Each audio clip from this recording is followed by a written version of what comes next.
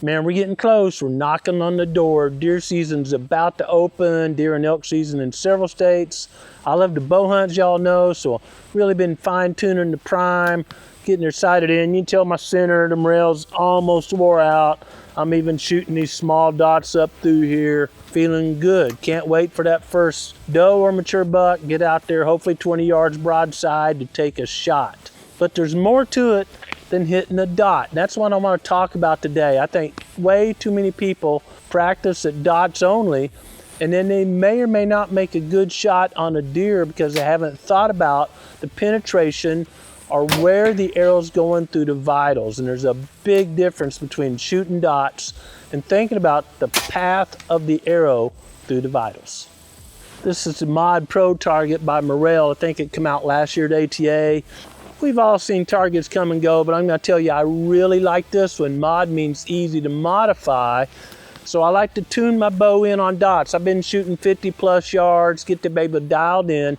Now I don't shoot at whitetail, especially here at the proving grounds where we do a lot of hunting pressure, more than 30, because deer can react before my arrow gets there.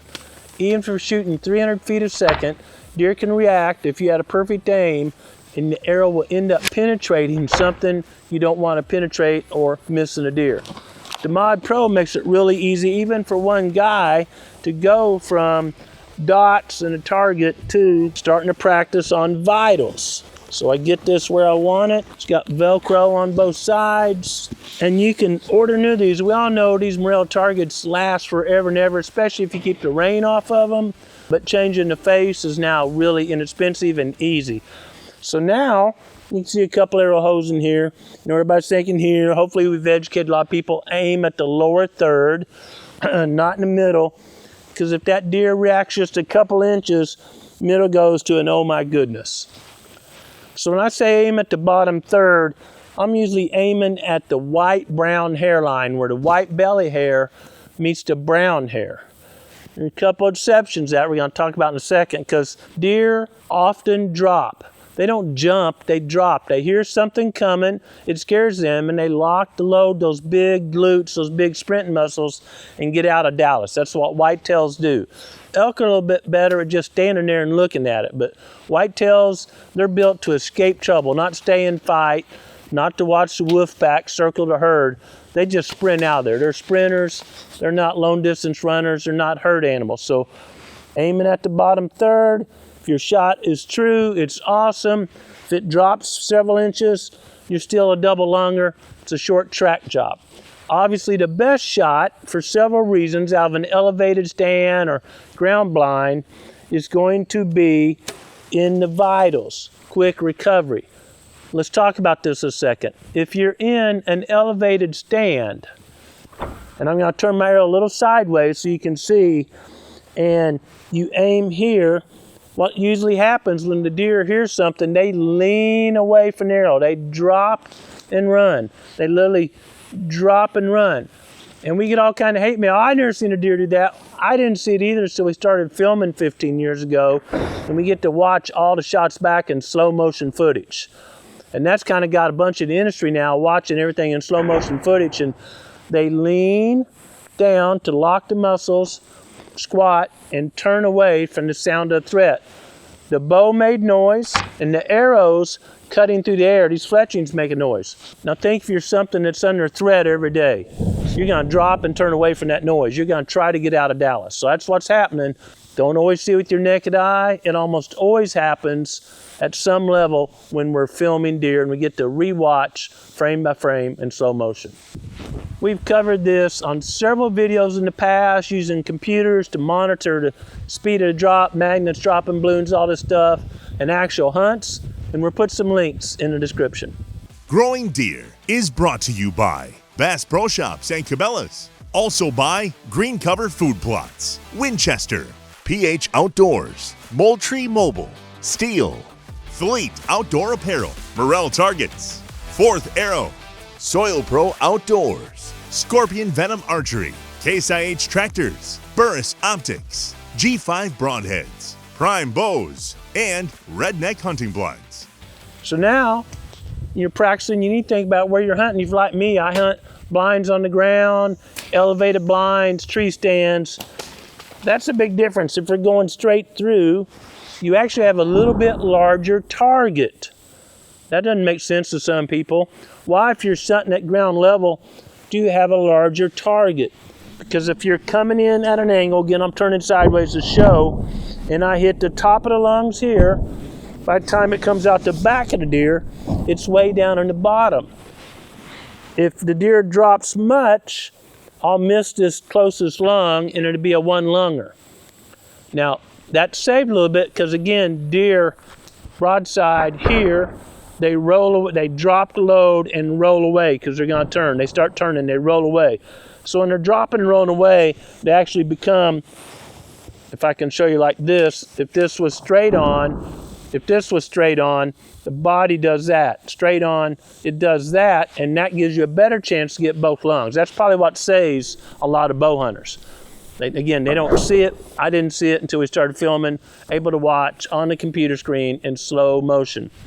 But if I'm hunting from an elevated stand, depending on the distance, so we think about this. The deer is 5 feet away. It's a real steep angle and very tough to get both lungs. I do not like to shoot at deer right on a stand. It's almost impossible to get a double lunger. If you're 20 feet in a tree and a deer's 30 yards away, then it's not as bad. So you can see the distance the deer is from the shooter changes the angle. The further away, the flatter the arrow's coming in. The closer, the steeper that arrow's going to strike the deer and makes it tougher to get both lungs. Because again, if that deer is really close, you're coming in at the top and going out at the bottom of the far lung. Ground blinds, you don't have this whole surface because let's just assume the deer are going to drop. Even if they don't, you have to assume they do because a high percentage of deer do. So I'm still aiming down here out of a ground blind type hunt. And if it drops half the distance of the vitals, let's just say 6 inches, there's all kind of sizes of deer, so we can't be exact. If it drops 6 inches, you're still smack dab in the vitals. You were aiming here, you made a good shot, you're still in the vitals. If you aim here from a ground blind, the arrow's coming in level, just exactly perpendicular to the deer, and it drops 6 inches, you're up here in the spine or the loin. Now, if we're not on the ground, we're in a tree stand, we're 20 feet tall, I'm just using a number, 20 feet tall. We're 20 feet up a tree, and it's really close, it's a tough angle. If you shoot down here, you probably just get the near lung, unless the deer really rocks away from you. It's tough to get both lungs. If you shoot up here and the deer drops, it's going to drop where you only get the far side lung if you hit the deer at all. Shooting out of an elevated blind or hunting out of an elevated blind or stand helps conceal your movement because deer hopefully aren't looking up a lot. I want to explain this real quick, probably all over the map, but deer have tremendous vision out of the side of their head. We don't, we're built to look forward. We're predators, right? We're the apex predator. Deer are prey species, and coyotes rarely attack deer. Lions don't attack African game usually from the front until something's on the back pulling it down. For prey species, they were created literally to have their eyes more on the side of their head. So on the side of a deer's head, they have really good monocular or single vision. This eye can see something over here that this eye literally can't see. And single or monocular vision is really good at seeing movement. Really good at seeing even movement. That's how that old deer walking perpendicular to you, you go draw your bow back, it busts you. Because it sees really well outside that we don't. If I turn sideways, you're not seeing the pupil of my eye. But watch a deer next time walking by you sideways. You're probably still able to see the pupil of the eye, especially if it's alerted and kind of looking back. Ground position, you have a pretty big killer. You're aiming here, but if it drops, you're still in center of the vitals. From an upward position, you're hunting 20 feet off the ground. If you're aiming here, hopefully it doesn't drop too much, you're out. I'm definitely aiming, unless it's really close. But if that deer drops and turns, you could go over this first lung, maybe or maybe not get the second lung. That's why there's a big difference between shooting dots when we're practicing for deer hunting, even shooting this for practicing for deer hunting, and considering whether we're shooting from a ground elevation, same level as a deer, or an elevated elevation.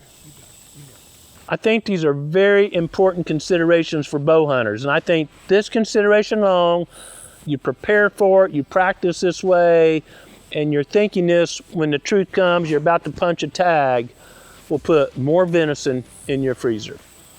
This is basically a study or a presentation of deer behavior, and we have better tools now. You know, we didn't even have trail cameras when I was a kid, and I don't know if anyone was filming hunts. I guess Fred Bear was filming a couple. So we didn't get to see all this stuff slow motion.